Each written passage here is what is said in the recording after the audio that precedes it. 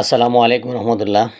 সম্মানিত ভিউয়ার্স, আমরা গত ভিডিওতে আলোচনা করেছিলাম লিম্ফেটিক সিস্টেমের কোনো সমস্যা হলে, যেমন লিম্ফেডোমা, তরল জমে যাওয়া বা লিম্ফোমার মতো কোনো রোগ হতে পারে। আসুন আজ আমরা দ্বিতীয় পর্বে আলোচনায় অংশগ্রহণ করি। তাই এই সিস্টেমের সঠিক কার্যকারিতা বজায় রাখা খুবই জরুরি।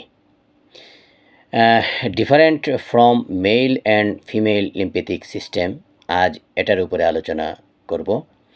পুরুষ এবং মহিলাদের লিম্ফেটিক সিস্টেমের মধ্যে কিছু গঠনগত এবং কার্যকরী পার্থক্য রয়েছে। সাধারণভাবে লিম্ফেটিক সিস্টেমের প্রধান কাজ হল শরীরের তরল ভারসাম্য বজায় রাখা এবং রোগ প্রতিরোধে সহায়তা করা।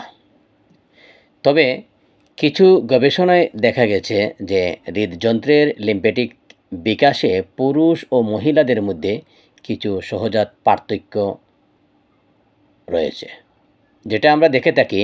পুরুষ এবং মহিলাদের লিম্ফেটিক সিস্টেমের মধ্যে প্রধান কিছু পার্থক্য।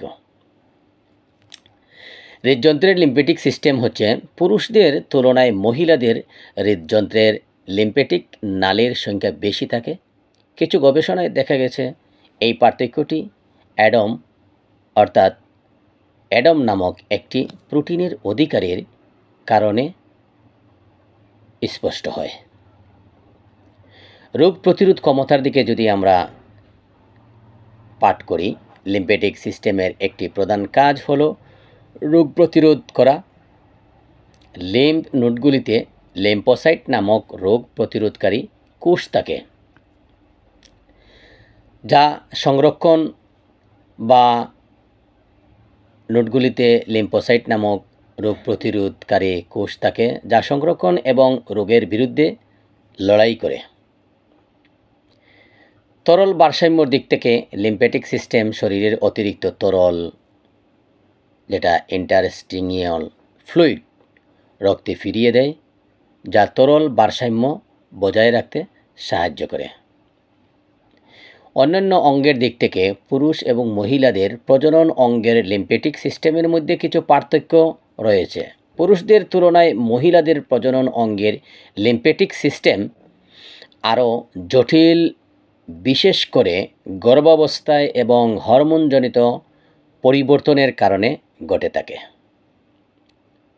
রোগের দিক থেকে লিম্ফেটিক সিস্টেমের সমস্যা হলে লিম্ফেডোমা বা তরল জমা হয়ে যাওয়া বা ফুলে যাওয়া এরকম হতে পারে। এই সমস্যা পুরুষ ও মহিলা উভয়েরই হতে পারে, তবে কিছু ক্ষেত্রে লিঙ্গভেদে এর ভিন্নতা দেখা যেতে পারে। আসুন আমরা চেষ্টা করি এই ভিডিওর মাধ্যমে লিম্ফেটিক সিস্টেমের এভাবে আলোচনায় অংশগ্রহণ করে শেখার চেষ্টা করি এবং আমাদের চিকিৎসা জগতে আমরা কাজে লাগানোর চেষ্টা করি। সবাইকে ধন্যবাদ। আসসালামু আলাইকুম ওয়া রাহমাতুল্লাহ।